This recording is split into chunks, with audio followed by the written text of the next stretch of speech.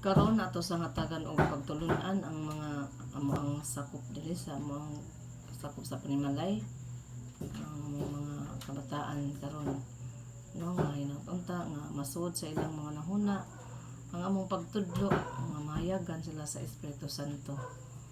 O labi na karon panahon sa Holy Week na malikayan ta nila ang mga sala nga mabuhat sa ilang kinabuhi, no.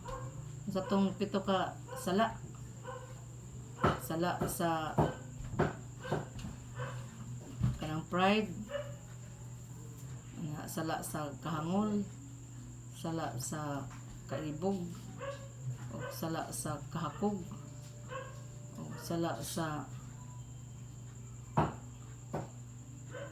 sa kuan nang dakog kaon.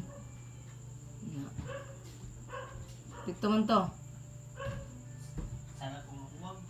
Sala nang magwag-uwag, o kana kahangol, hangol, kakita dayon kon kanang tutok, kung makatutok ka sala na.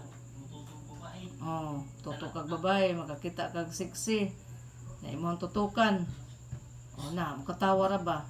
Mututok ka, makasa na ka na, labi na imong buhaton. O kaysa sala sa una-una, sa pulong, sa buhat na kung atong buhaton na masamot na tagasala. So hinaut unta nga likaya na to ang mga sala nga mabuhat na to sa kalibutan, nga ma-absorb nito sa inyong mga nauna. So magpasalamat ta sa Ginoo, no, nga hinaut unta nga mahayagan ang inyong mga nauna nga dili na mo makasala pa pag-usap, no. Kay bago na ba mong nangumpisal, kay panahon sa Holy Week nangumpisal lang ta.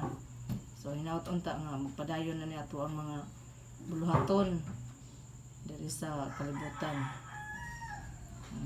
bilang